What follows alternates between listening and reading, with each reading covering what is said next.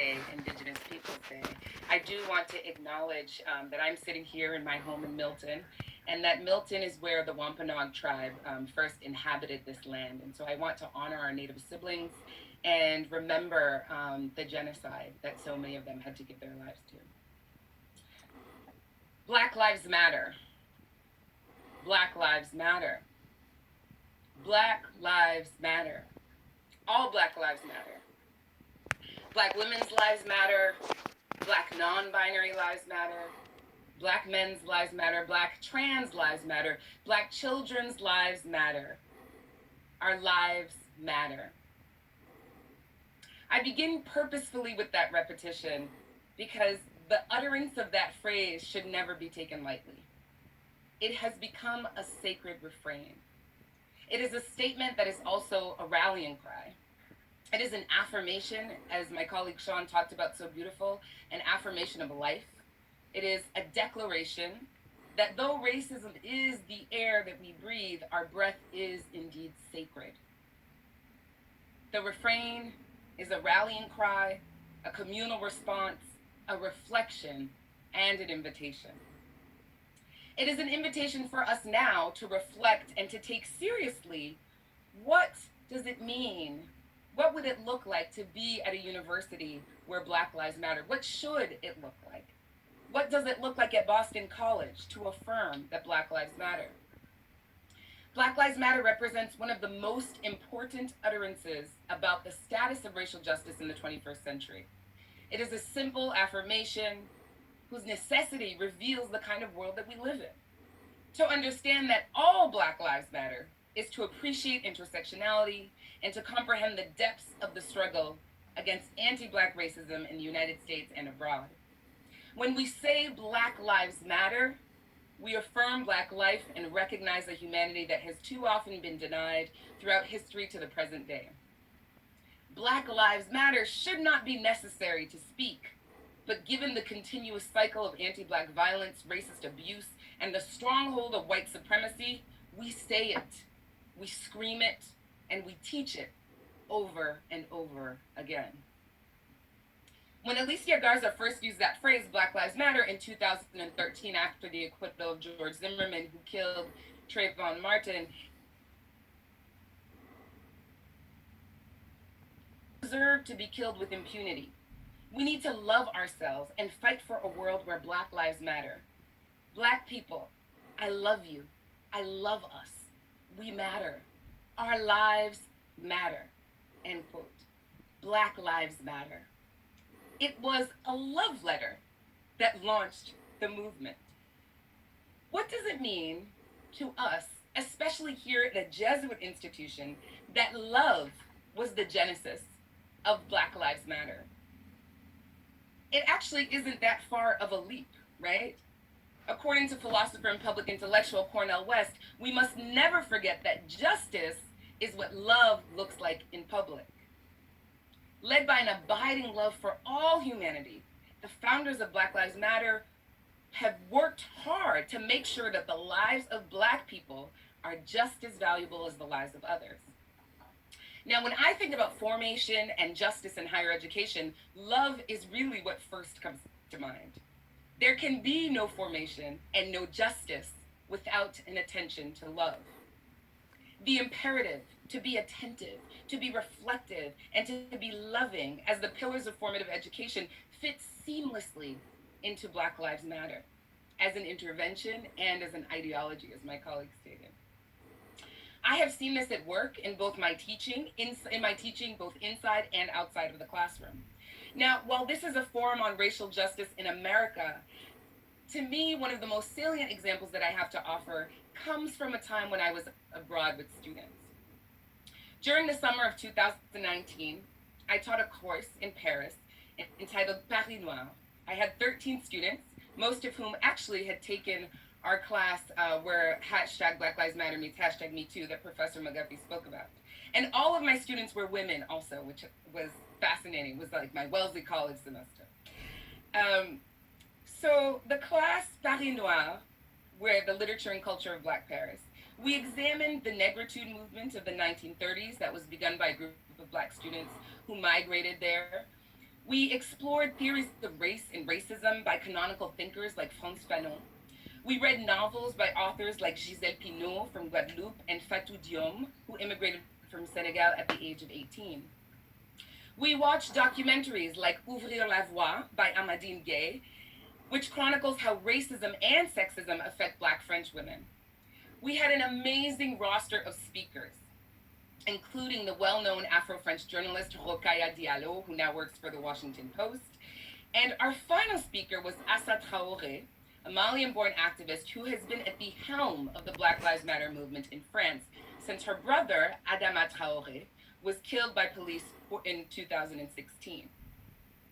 When my students learned about the Black Lives Matter movement in France, their eyes were opened to the global reverberations of anti-Blackness. Many of them had participated in and led demonstrations on BC's campus themselves and really considered themselves activists. Because they had studied the history and the literature, they were able to situate the Black Lives Matter movement in Paris in a broader context of anti-Black racism that French intellectuals, writers, and artists had been documenting for decades. I wanted my students to think critically about Black Lives Matter as a global movement and to understand that anti-Blackness was not only a US problem, and to situate it within a larger Black studies intellectual project.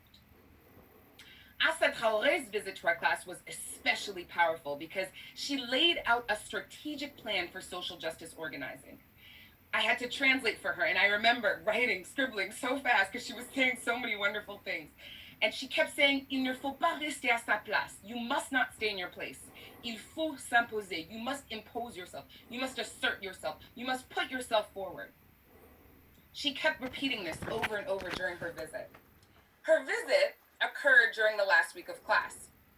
With her inspiration, we ended our time together on an incredibly high note. But the joy of that high note threatened to dissipate a couple of nights later when my students, in their last night in Paris, went to a club and witnessed a scene of police brutality.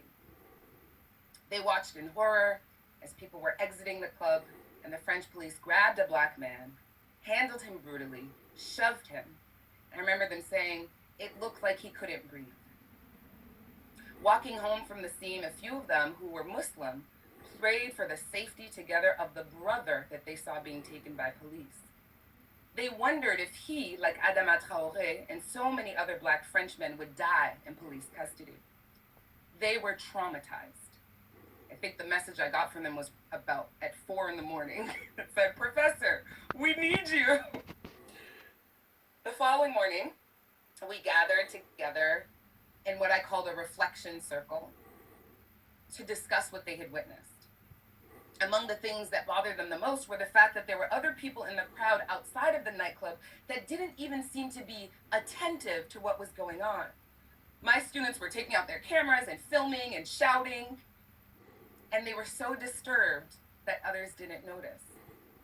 My students were being attentive to what was happening around them, knowing that police brutality is an insidious reality of Parisian life.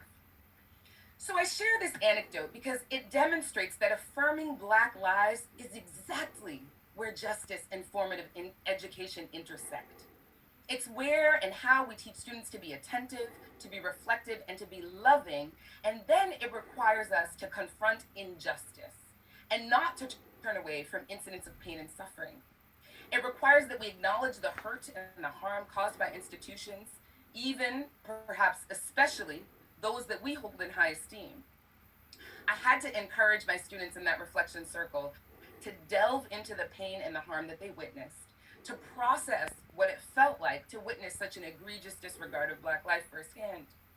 To be clear, the goal was not to have them move past it, but to work through it and figure out what healing and justice might look like in the context of what they just saw, knowing that they were leaving to go back to the United States. What I saw in my students was not only an ability to analyze what happened in a way, analyze what had happened in relation to the history of anti-Black racism that they had been studying all summer, but also a desire to be attentive to what leads to action. Their desire for justice motivated them to think about next steps and actions and how they continue to make sure that even when they go to the United States, people know about police brutality also happening in France. The great feminist writer Toni K. Bambara wrote that, quote, "The job of the writer is to make revolution irresistible." In my view, the job of the formative educator is to make justice irresistible. We can tell our students about the role of self-reflection and social justice, but it means nothing if we don't model it in our lives ourselves. In other words, if we do not behave as though Black Lives Matter to our students, they will not believe us when we say Black Lives Matter. As a person of faith, I turn to the Bible, which tells me that faith without works is dead.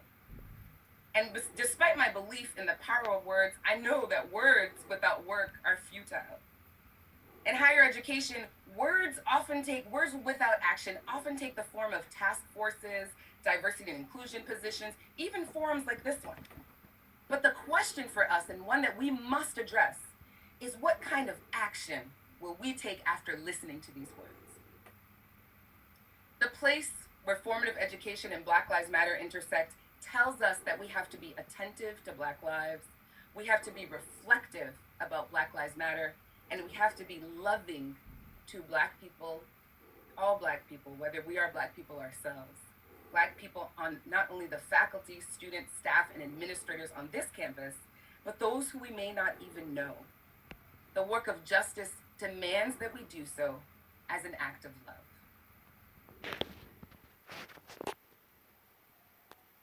Thank you so much.